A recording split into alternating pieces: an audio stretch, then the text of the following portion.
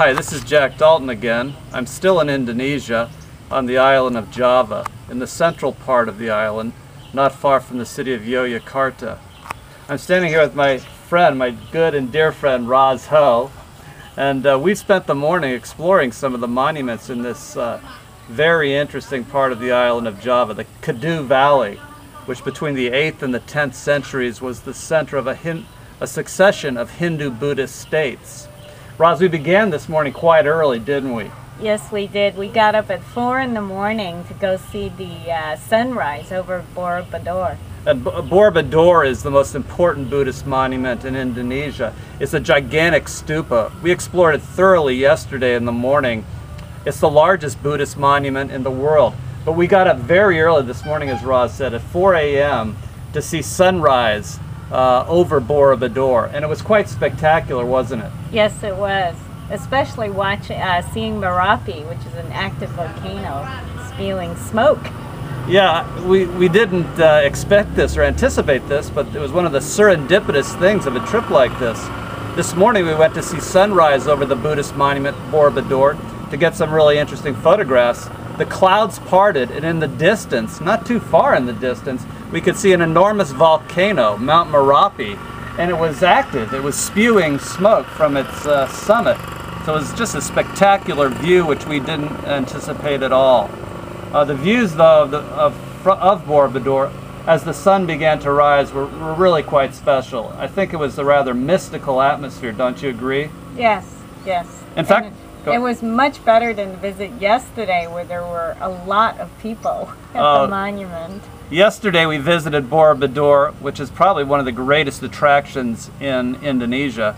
We visited it in the late morning, and it was overrun with tourists. There's currently a school holiday in Indonesia, and so it kind of got in the way of our photographs. It was just a different way of experiencing the monument. Not exactly a pleasant way at times. But this morning there was no one there, of course, when we arrived at, 5 a.m.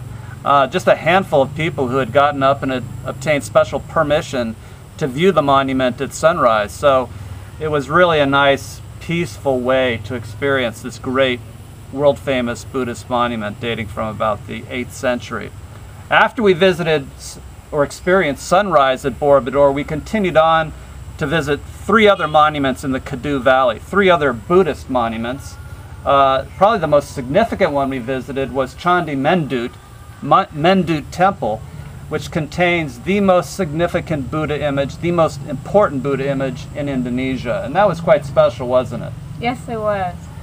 In fact, we encountered a couple of Buddhist pilgrims in there, and that was inside the temple. Yeah, when we entered the Holy of Holies, the central chamber inside the dark temple, which contains this fantastic masterpiece, a Buddha image depicting the Buddha preaching his first sermon in Dharma Chakra Mudra, turning the wheel of the law, as they say.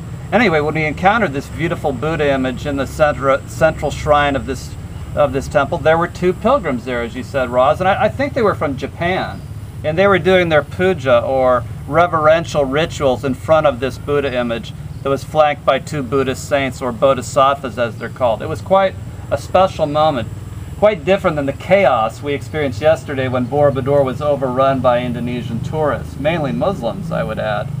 Anyway, that was quite special. We thoroughly documented that with photographs.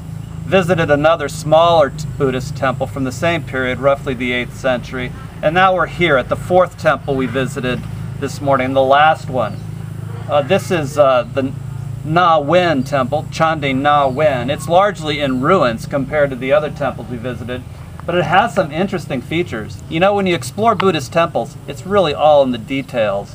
You can get overwhelmed by visiting a multiplicity of temples, but if you focus on the small things, they each have something to offer that's quite different. And in this temple in particular, we see behind us this pillar, it functions somewhat like a pillar, supporting part of the platform base of this temple, and it's in the form of a prancing, standing lion. It's quite interesting, isn't it, Roz? Yes, it is. I've never seen anything like it. I haven't seen anything like it either at a Buddhist temple. You know, Roz, there were never any lions in Indonesia. And yet we find this image of a lion here. It's kind of a fanciful image, actually, isn't it? not exactly a naturalistic image of a lion such as you might see in Africa. But the lion, Roz, it's a symbol of monarchy, in this case spiritual monarchy, all over Asia. It was a motif taken from the Middle East, Iraq, and ancient Iraq and Iran. And it was transported across Asia, ultimately reaching China, where it was metamorphosized into the form of a weird dog called a food dog, which I know you're familiar with. Right, because I own a couple of those.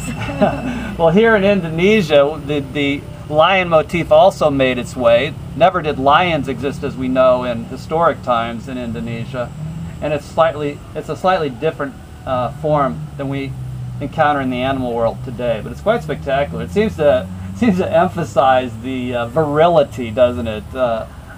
Which I guess would be associated with power and monarchy, spiritual power and monarchy in this case. For this is a Buddhist monument, a Buddhist temple. There are other interesting features about this monument in the details, even though it's largely in ruins. Well, that's going to conclude our tour of 4 temples this morning.